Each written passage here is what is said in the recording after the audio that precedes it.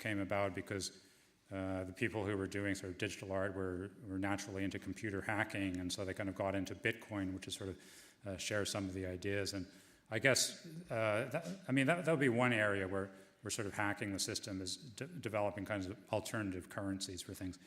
But I think in the end, the problem about money is it is about this idea of putting numbers onto stuff. And it's, so whether it's Bitcoin, whether it's anything else, as soon as you put a number onto something, you sort of linearize it, and you rank everything.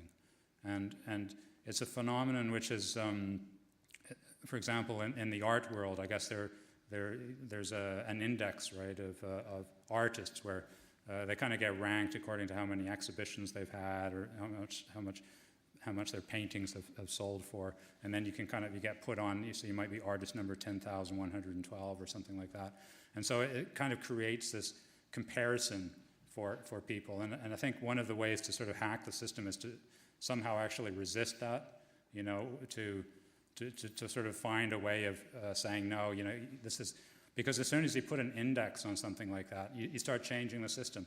People hack people hack the index by doing whatever it is they need to sort of move themselves up it, and as shown in finance,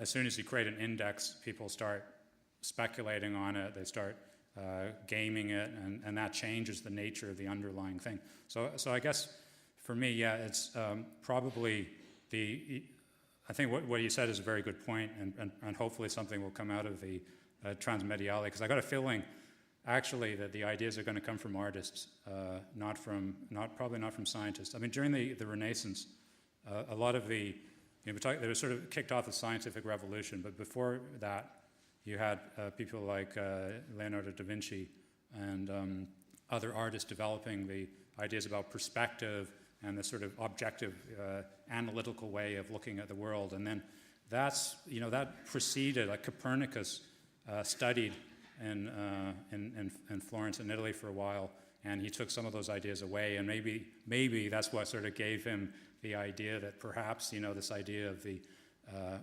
sun going around the earth, maybe it would work better if the earth went around the sun, and that sort of, so those ideas, I think, can often come from artists, from sort of hacking or questioning the fundamental assumptions behind the system. We can take just one last question, please, if there is one. Hi, I was just wondering if you could elaborate a little bit more on, you spoke about credit or abstract value as being still physically bound to just being physical. You spoke about how credit is stored in memories and physical storages. But I was wondering, when finance, when you have money stored in a bank and you accrue interest, doesn't it seem like it's kind of making something out of nothing? Like it's just abstract value that's creating abstract value. There is no change in physical value. I was wondering if you could explain a little bit more on that. And I just wanted to make a point on the previous point on how art could be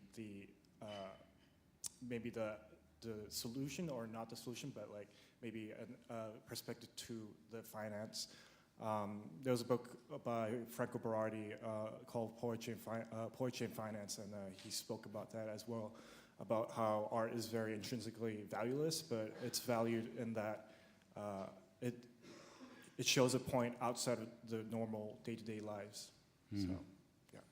Yeah, I think about that point of art and economics, one thing I sort of hinted at earlier is that economics is largely based on aesthetics, which sounds kind of ridiculous, but if you look at a lot of the ideas about equilibrium, about having sort of simple mechanistic models that reduce everything to sort of fairly elegant equations, to reducing everything to number, these are actually aesthetic choices that are made sort of perhaps semi-unconsciously by scientists. And aesthetics, I would argue, has played a very big role in areas even such as physics, and that's starting to kind of change now.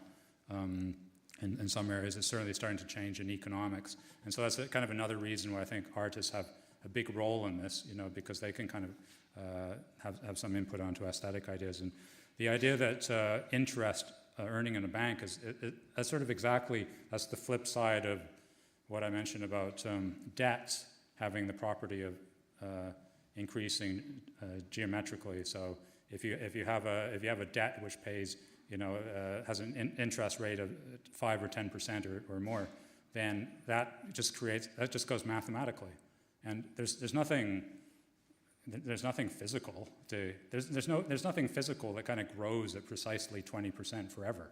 I mean, even cancer cells reach a limit, but debts don't, right?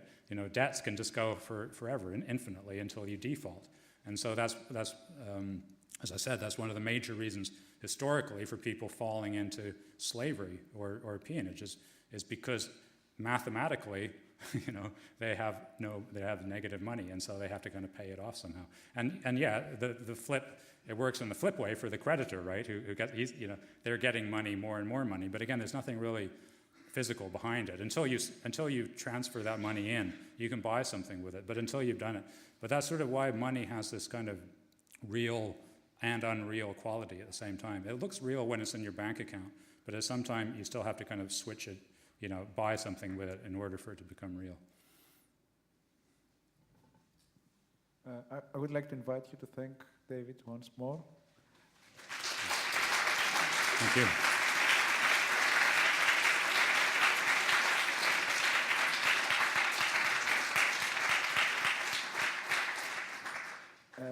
And also thank you very much for coming. There is the opening of the McLuhan Salon downstairs, and we would like to invite you also there. There will be also drinks. And thanks again for coming. Thank you.